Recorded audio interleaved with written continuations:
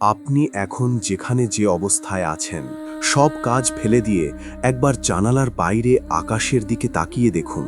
আপনি কি কল্পনা করতে পারেন এই শান্ত নীল আকাশটা যদি হঠাৎ করে আপনার মাথার উপরে টকটকে লাল গোলাপের মতো ফেটে পড়ে? যদি মহাকাশের নীলিমা চিরে নেমে আসে এমন এক ভয়ঙ্কর ও কান ফাটানো আর্তনাদ যা শোনার সাথে সাথে আপনার হৃৎপিণ্ডটা আতঙ্কে ফেটে চৌচির হয়ে যাবে? বিশ্বাস করুন, এই কিয়ামতের ভয়াবহ দৃশ্য বা পৃথিবীর শেষ দিন শুরু হবে ঠিক এভাবেই, একদম হুট করে, যখন কেউ তা স্বপ্নেও ভাববে না। হয়তো কেউ তখন বাজারে দরদাম করছে, কেউ এক গ্লাস পানি খাওয়ার জন্য গ্লাসটা সবেমাত্র ঠোঁটে ছুঁয়েছে, কিন্তু ঠিক সেই মুহূর্তেই পুরো মহাবিশ্ব স্তব্ধ করে আছড়ে পড়বে সেই প্রলয়ঙ্করী গর্জন, যা শোনার পর মমতাময়ী মা তার কোলের কলিজার টুকরো সন্তানকে আগুনের মুখে ফেলে পালাবে। ভাই তার আপন ভাইকে চিনবে না, আর গর্ভবতী মায়েরা আতঙ্কে তাদের সন্তান ভূমিষ্ঠ করে ফেলবে। আজ আমরা এই ইসলামিক ভিডিওর মাধ্যমে সেই কিয়ামতের আলামত ও মহাপ্রলয়ের এমন এক লোমহর্ষক সফর করব যা আপনার শরীরের প্রতিটি লোম খাড়া করে দেবে। আপনি কি জানেন হজরত ইসরাফিল আলাইহির সিংগায় প্রথম ফুঁক দেওয়ার ঠিক প্রথম সেকেন্ডে কি ঘটবে? কিভাবে মহাকাশের নক্ষত্রগুলো তাসের ঘরের মতো খসে পড়বে, আর এই বিশাল হিমালয় পাহাড়গুলো ধুনুরি করা রঙিন তুলোর মতো নীল আকাশে উড়তে থাকবে? আজ এই ইসলামিক মোটিভেশনাল ভিডিওতে আমরা সেই চূড়ান্ত প্রলয়ের এমন এক সফরের যাত্রী হব যা শোনার পর আপনার রাতের ঘুম চিরতরে হারাম হয়ে যেতে পারে। আপনি কি প্রস্তুত সেই হাসরের ময়দান বা ডে অফ জাজমেন্ট ইন ইসলামের ভয়াবহতার মুখোমুখি হতে? তাহলে ভিডিওটি এক সেকেন্ডের জন্য মিস করবেন না, কারণ আজকের এই প্রতিটি শব্দ আপনার পরকাল বদলে দেওয়ার শেষ সুযোগ হতে পারে। কিয়ামত বা মহাপ্রলয় হুট করে আকাশ থেকে আপনার উপর ঝাঁপিয়ে পড়বে না। দয়াময় আল্লাহ তাআলা তার বান্দাদের সংশোধন হওয়ার সুযোগ দিতে এর আগে বহু সতর্ক বার্তা বা কিয়ামতের আলামত পাঠাবেন। রাসূলুল্লাহ সাল্লাল্লাহু আলাইহি ওয়াসাল্লাম 1400 বছর আগেই এমন কিছু ঘটনার কথা বলে গেছেন যা আজ আমাদের চোখের সামনে ঘটছে। আমরা দেখছি অযোগ্যরা সমাজের নেতৃত্বে আসছে, সুদের কারবার ঘরে ঘরে পৌঁছে গেছে, আর মানুষ ইবাদতের চেয়ে বিলাসিতায় বেশি মগ্ন। দালান কোঠার উচ্চতা নিয়ে প্রতিযোগিতা চলছে। এসবই হলো কিয়ামতের সেই চূড়ান্ত ধ্বংসের পূর্বাভাস। যখন এই ছোট আলামতগুলো শেষ হবে, তখন শুরু হবে বড় আলামতগুলোর এক অবিচ্ছিন্ন ধারা। সবচেয়ে ভয়াবহ ফিতনা হিসেবে আত্মপ্রকাশ করবে দাজ্জালের আগমন। সে এক হাতে জান্নাত এবং অন্য হাতে জাহান্নামের দৃশ্য নিয়ে মানুষকে বিভ্রান্ত করবে। এরপর পৃথিবীতে নেমে আসবেন মহিমান্বিত নবী হজরত ঈসা আলাইহি, যিনি দাজ্জালকে ধ্বংস করবেন।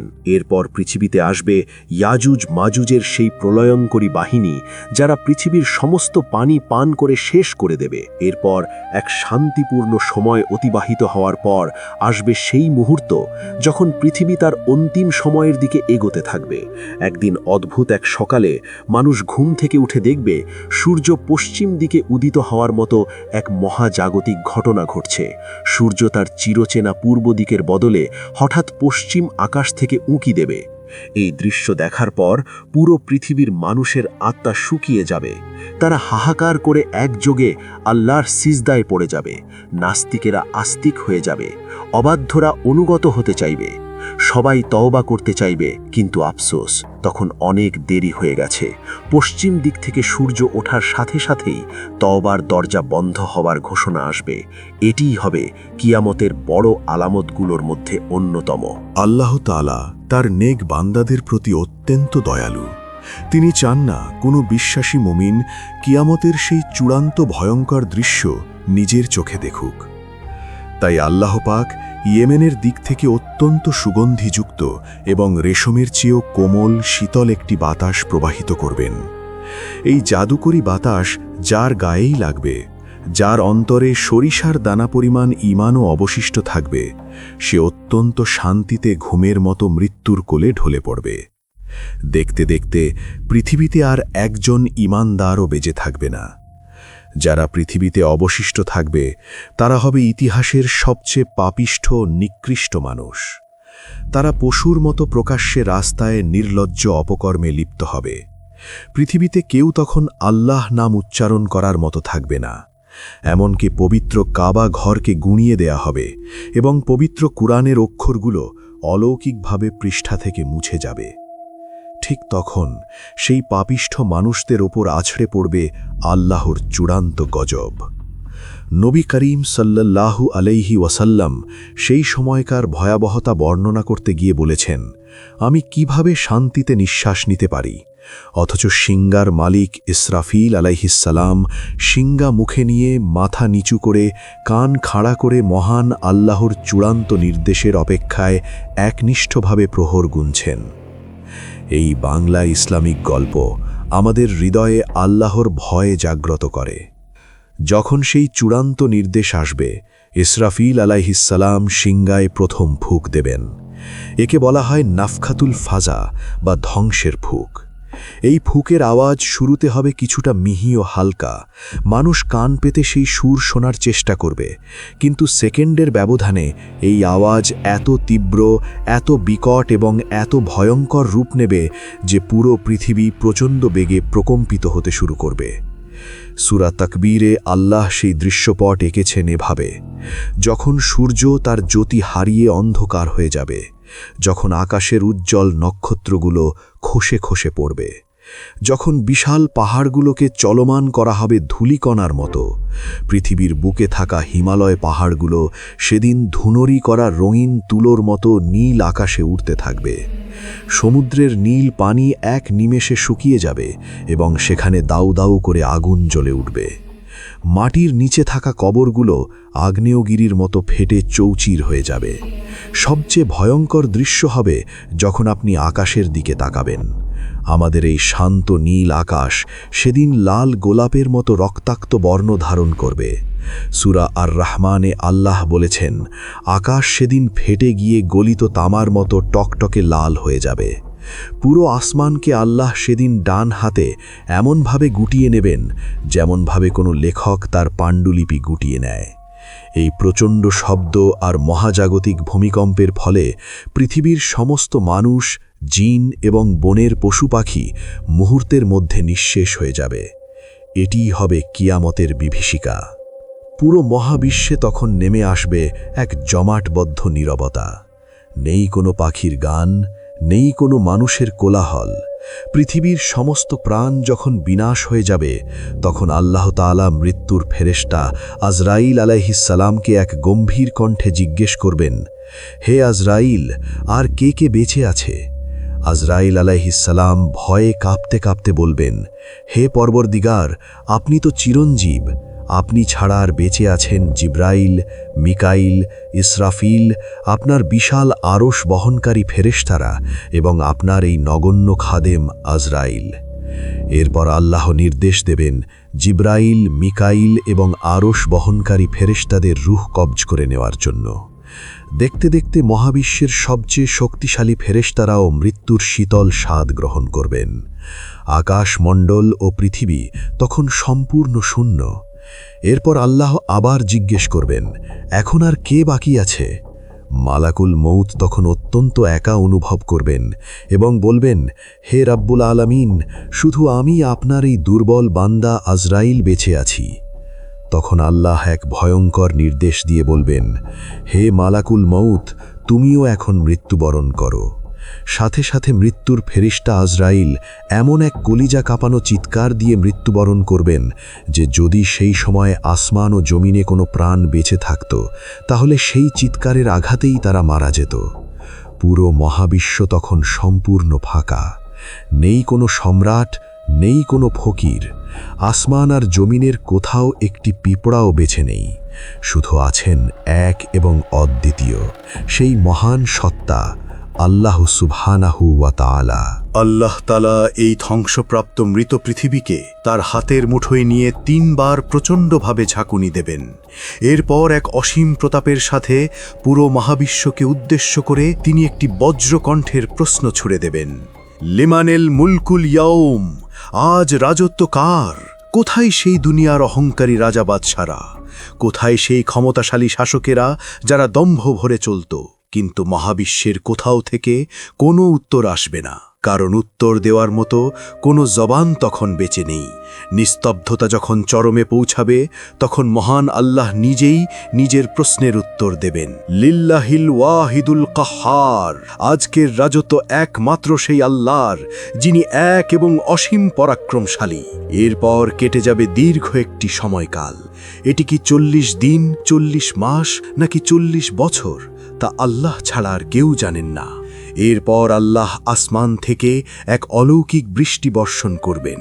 এই বৃষ্টির পানি যখন মাটির গভীরে পৌঁছাবে, তখন মানুষের দেহের সেই ক্ষুদ্রতম হাড়, যাকে হাদিসে আজবুজ জানাব বলা হয়, তা থেকে মৃত দেহগুলো বীজের মতো গজিয়ে উঠতে শুরু করবে। আপনার শরীর ঠিক সেভাবেই নতুন করে তৈরি হবে, যেমনভাবে বর্ষার মাটিতে উদ্ভিদ গজিয়ে ওঠে। দেহগুলো যখন সম্পূর্ণ প্রস্তুত হবে, তখন আল্লাহ ইসরাফিল আলাইহিস সালামকে পুনরায় জীবিত করবেন এবং তাকে দ্বিতীয়বার সিংগায় ফুঁক দেওয়ার হুকুম দেবেন। এটাই হবে মৃতের পুনরুত্থান বা রেজারেকশন ইন ইসলাম। এটিকে বলা হয় নাফকাতুল বাস বা পুনরুত্থানের ফুঁক। এই ফুঁক দেওয়ার সাথে সাথে কোটি কোটি রূহ মৌমাছির ঝাঁকের মতো ইসরাফিলের সিংগার ভেতর থেকে বের হয়ে গুনগুন শব্দে নিজ নিজ দেহে প্রবেশ করবে।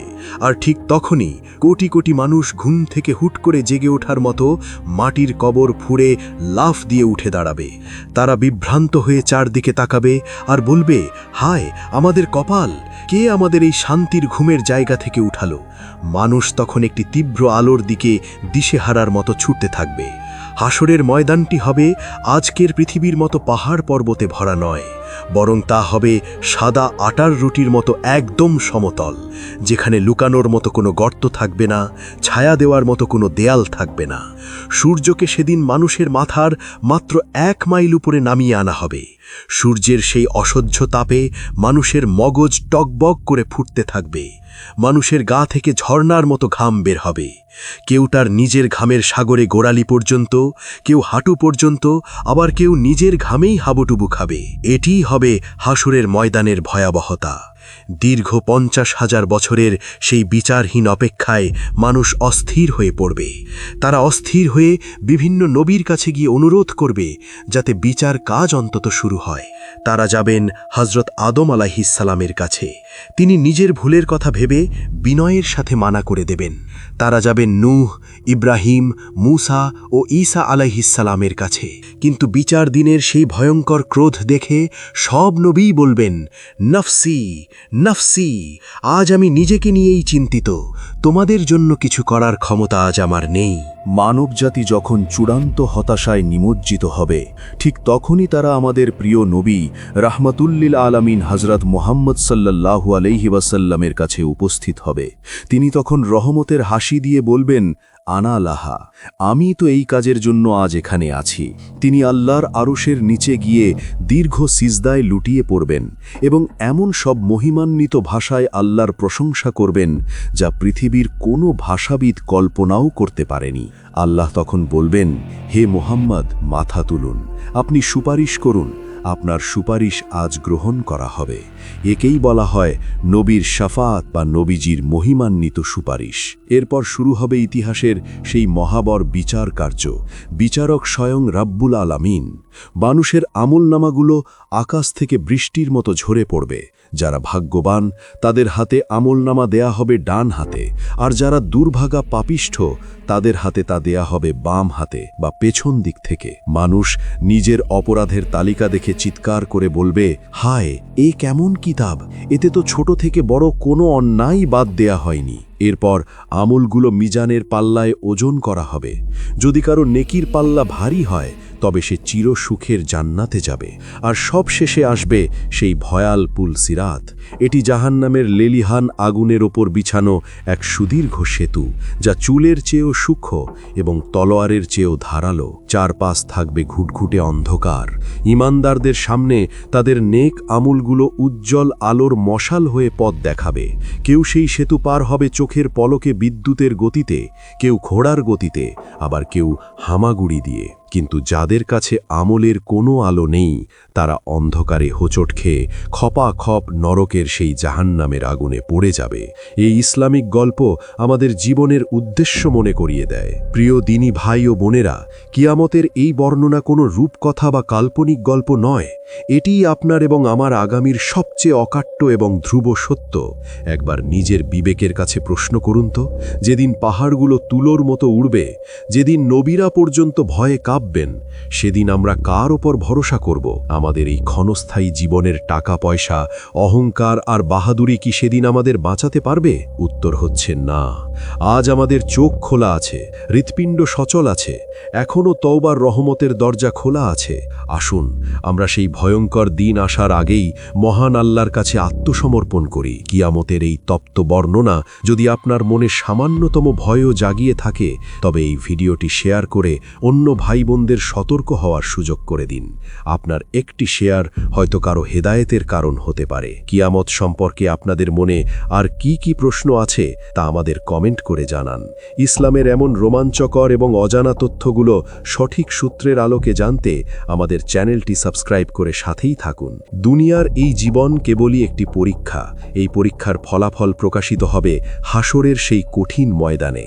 তাই আসুন সময় থাকতেই আমরা নিজেদের সংশোধন করি। 5 ওয়াক্ত নামাজ এবং সঠিক পথে চলার মাধ্যমে আমরা যেন মহান আল্লাহর সন্তুষ্টি অর্জন করতে পারি। আজকের এই ইসলামিক মোটিভেশনাল স্ক্রিপ্টটি যদি আপনার ভালো লেগে থাকে, তবে অবশ্যই একটি লাইক দেবেন এবং আপনার বন্ধুদের সাথে এটি শেয়ার করবেন।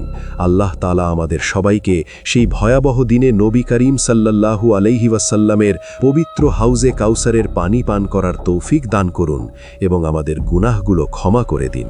কিয়ামত খুব সন্নিকটে, তাই হেলাফেলায় সময় নষ্ট না করে নেক আমলের পাল্লা ভারী করার চেষ্টা করি। কিয়ামতের বিভীষিকা থেকে বাঁচতে হলে কুরআন ও সুন্নাহর পথ আঁকড়ে ধরা ছাড়া আর কোনো উপায় নেই। মনে রাখবেন, আজকের ছোট্ট একটি নেক আমল হতে পারে কালকের জান্নাতের চাবিকাঠি। আল্লাহ আমাদের সবাইকে সেই দিন হাসরের ময়দানের অপমান থেকে রক্ষা করুন এবং রাসূলের শাফাত নসিব করুন। আমিন। আল্লাহ হাফেজ।